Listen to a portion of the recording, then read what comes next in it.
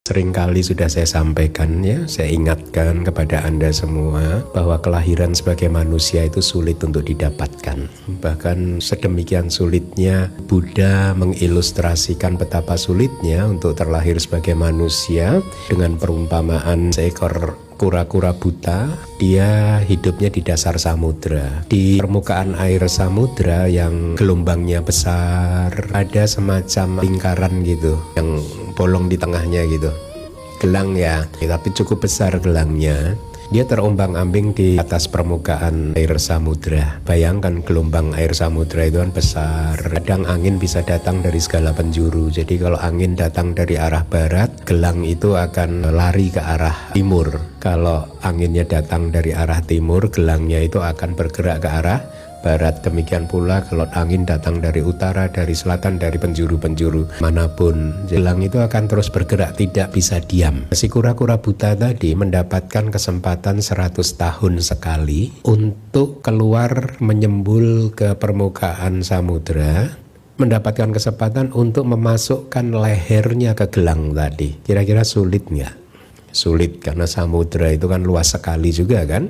Jadi untuk mencarinya dia nggak bisa karena buta gitu. Bagi seseorang yang mengelola kehidupannya dengan tanpa kewaspadaan, tanpa kesadaran, untuk bisa terlahir lagi sebagai manusia jauh lebih sulit daripada peluang yang diperoleh oleh kura-kura buta tadi untuk memasukkan kepalanya ke gelang di atas permukaan samudra. Di sutta lain juga Buddha mengatakan bagi manusia yang tidak penuh kewaspadaan, yang mengelola hidupnya tanpa kesadaran, bagi mereka 4 apaya, yang satu alam neraka, yang satu alam kelahiran binatang, ketiga alam peta, alam hantu, alam asura, alam jin.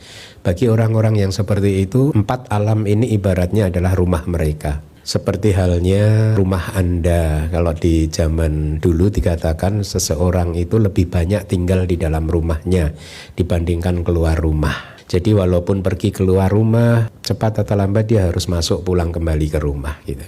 Jadi seseorang yang mengelola kehidupan serampangan, tidak penuh kewaspadaan, tidak penuh kesadaran, itu bagi mereka ya rumah mereka 4 apaya tadi.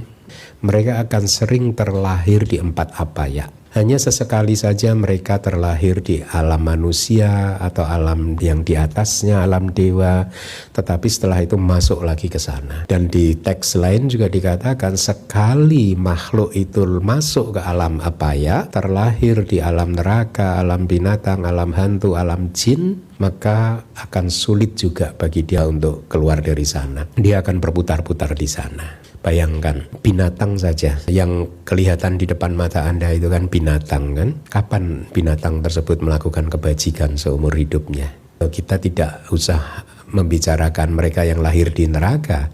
Pasti akan lebih sulit lagi untuk bisa melakukan kebajikan. Yang binatang saja itu sulit untuk bisa melakukan kebajikan seperti kita para manusia gitu. Apalagi kalau seorang itu terlahir sebagai binatang yang pemakan sesamanya itu pemakan daging karnivora ya. Bayangkan, harimau itu kalau mau mencari makan dia harus membunuh binatang lainnya loh. Singa juga harus membunuh binatang lainnya loh. Mending kalau lahir jadi sapi, jakce. Ya nggak harus membunuh hewan lain kan. Tapi apapun juga, kelahiran sebagai binatang atau kelahiran di 4 apaya yang manapun itu tidak menguntungkan karena kesempatan untuk melakukan kebajikan itu sulit sekali. Poin yang ingin saya sampaikan dengan prolog ini adalah saat ini Anda terlahir sebagai manusia. Jangan mengelola kehidupan Anda dengan tanpa kewaspadaan, tanpa kesadaran yang penuh. Jangan mengelola juga kehidupan Anda berdasarkan pikiran-pikiran Anda. Karena pikiran Anda, pikiran kita tidak mampu untuk mengetahui mana yang baik dan mana yang tidak baik. Tidak mampu untuk mengetahui mana karma baik, mana karma buruk, mana yang harus dilakukan dan mana yang tidak boleh dilakukan. Pikiran kita tidak mampu. Kita harus mengelola kehidupan kita ini berdasarkan kitab suci, berdasarkan petunjuk yang disampaikan oleh Buddha.